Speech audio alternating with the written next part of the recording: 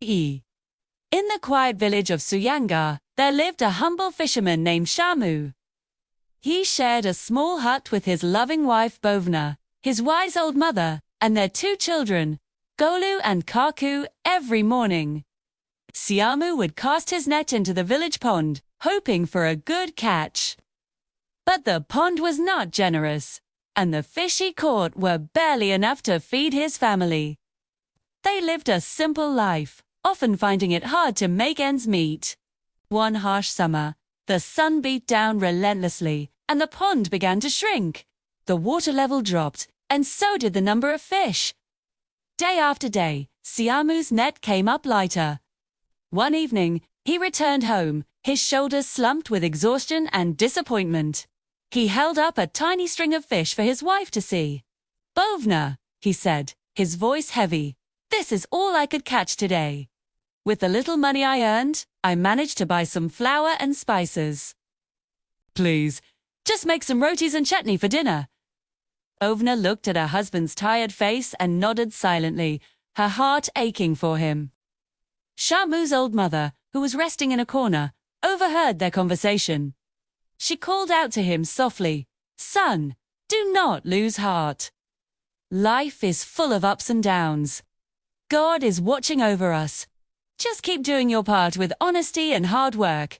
I know good days will come." The words were a small comfort, but the reality of their situation was crushing. But the days that followed only brought more hardship. The pond was nearly dry, and Shyamu's hope began to fade. His children, innocent to the depths of their struggle, would often ask, "Father, when will we eat something delicious again? When will our lives get better?" Each question was like a sharp sting to Shyamu's heart. He felt like a failure, unable to provide for his own family. One day, his mother fell gravely ill. A wave of panic washed over Shyamu. He had no money for medicine, no savings to fall back on. Seeing his desperation, Bhavna went to their kind neighbor and borrowed a small sum. With that money, Shyamu rushed to buy the necessary medicines. As he gave them to his mother, she placed a frail, trembling hand on his head. "Don't you ever lose hope, my son," she whispered. "My blessings are always with you." But her health continued to decline, and a few days later, Shyamu's mother peacefully passed away. Her death left a void in their lives that felt impossible to fill. The grief was so overwhelming for Shyamu that he locked the door to his mother's small room. He couldn't bear to look at it, as every corner held a memory of her that brought fresh tears to his eyes. Weeks passed in a haze of sorrow and struggle. One evening, as they sat under the dim light of a single lamp, Shyamu turned to Bhavna. "This can't go on," he said, his voice firm. "Fishing will not feed us anymore. I have to find another job." But his search was fruitless. No one in the village was willing to hire an unskilled fisherman. Just when all hope seemed lost, Bhavna's eyes lit up with an idea. "Listen," she said, "when I was a young girl, my mother taught me how to make some shet. Everyone in my village used to say they were the most delicious they had ever tasted. What if we start a small Samosa stall?"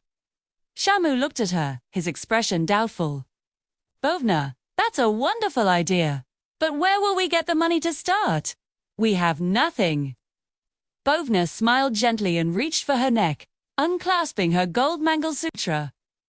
"Your mother gave this to me on our wedding day," she said, holding it out. "Victor, we have, but maybe this is the reason she gave it to me, so it could help us when we needed it the most." Shyamu's eyes welled up. "No, Bhavna, that's mother's last memory. How can we sell it?" "She would have wanted this," Bhavna insisted. "She would want to see her grandchildren happy and fed. This isn't losing her memory. It's honoring it by building a future for our family." With a heavy heart, Shyamu agreed. They sold the ornament and used the money to buy everything they needed: potatoes, flour, oil, a fragrant mix of spices, and a small wooden cart. Bhavna's hands moved with a forgotten skill, creating perfectly shaped, golden samosas. The next day, Shyamu wheeled the cart to the village square. The beginning was slow. Only a few people stopped by, curious but hesitant. Shyamu started to feel discouraged, wondering if they had made a huge mistake. That night, as he slept, he had a vivid dream. His mother appeared before him, her face serene and smiling. "My blessings are with you, my son," she said. "From now on, keep all your ingredients in my old room. With my blessing, they will never run out."